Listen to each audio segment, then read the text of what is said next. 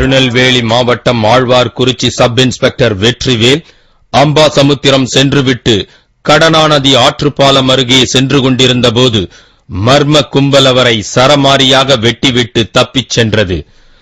அப்போது அவ்வழியாக வந்து கொண்டிருந்த தமிழக அமைச்சர்கள் MRK பன்னீர்செல்வம் மற்றும் மைதீன்கான் ஆகியோர் சென்ற வாகன அணிவகுப்பு நிறுத்தப்பட்டது.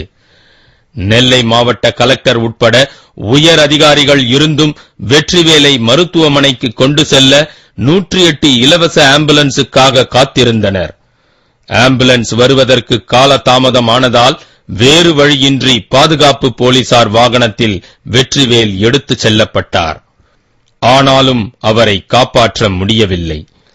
அமைச்சர்களும் அதிகாரிகளும் இருந்தும் வெற்றிவேலின் உயிரை காப்பாற்றுவதற்கு உடனடி நடவடிக்கை எடுக்காதது குறித்து தமிழகம் மட்டுமின்றி நாடு முழுவதும் சர்ச்சை எழுந்துள்ளது.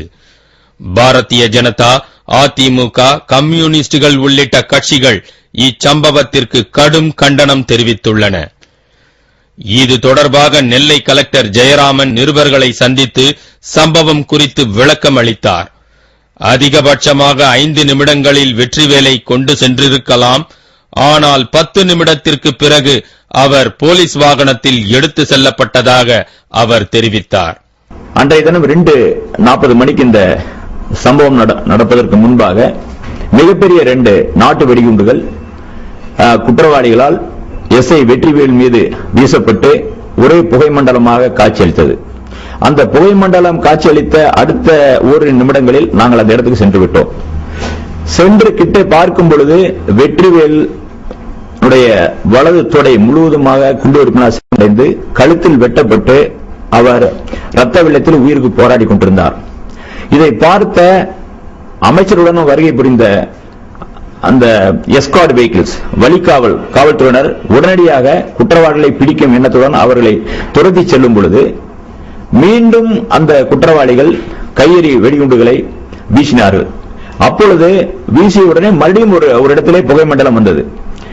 வாகனத்தில் சேஸ் பண்ணும் பொழுது குண்டெறிந்ததனால் அந்த நிகழ்ச்சியின் போது காவல்துறை அலுவலர்களே என்ன செய்வது என்று ஒரு நிமிடம் நின்று விட்டார்கள். காயம்பட்ட வெற்றிவேலை உடனடியாக மருத்துவமனைக்கு அனுப்புவதற்காக 108க்கு தகவல் சொல்லிவிட்டு 2-3 நிமிடத்தில் 108 காலதாமதம் என்று நினைத்த உடனடியாக காவல்துறை வாகனத்தில் நாங்கள் அவரை அனுப்புவதற்கு முயற்சி செய்தோம். அவரை தூக்கி போடுவதற்கு கூட அலுவலர் தான் செய்தார்கள். அப்போ இந்த சூழ்நிலையை அனுசரித்து பாதுகாப்பை அனுசரித்து நாங்கள் எங்களால் எவ்வளவு வேகமாக செயல்படுமோ அவ்வளவு தூரம் செய்திருக்கோம். அதிகபட்சம் ஒரு 10 நிமிடம் ஆயிருக்கலாம். இதை விட இன்னும் வேகமாக செயல்பட்டால் ஒரு 5 நிமிடத்தில் அவர் அனுப்பியிருக்க முடியும். அப்பொழுது அங்க இருக்கக்கூடிய அமைச்சர்கள் மற்றும் அதிகாரிகளை பாதுகாப்பை மறந்து புதரிலிருந்து மீண்டும் வெடிகுண்டு விடுதல் என்ன செய்வது என்பதை தெரியாம ஒரு சூழ்நிலையை நாம் ஆராயும் முன்பாகவே அவசரப்பட்ட நடவடிக்கை இருந்தால் வேறு ஒரு விபத்தை ஏற்பட்டிருந்தால் அதற்கு மிகப்பெரிய பொறுப்பாக வேண்டிய சூழ்நிலை ஏற்படும். இப்பிரச்சனை சட்டசபையிலும் எழுப்பப்பட்டது.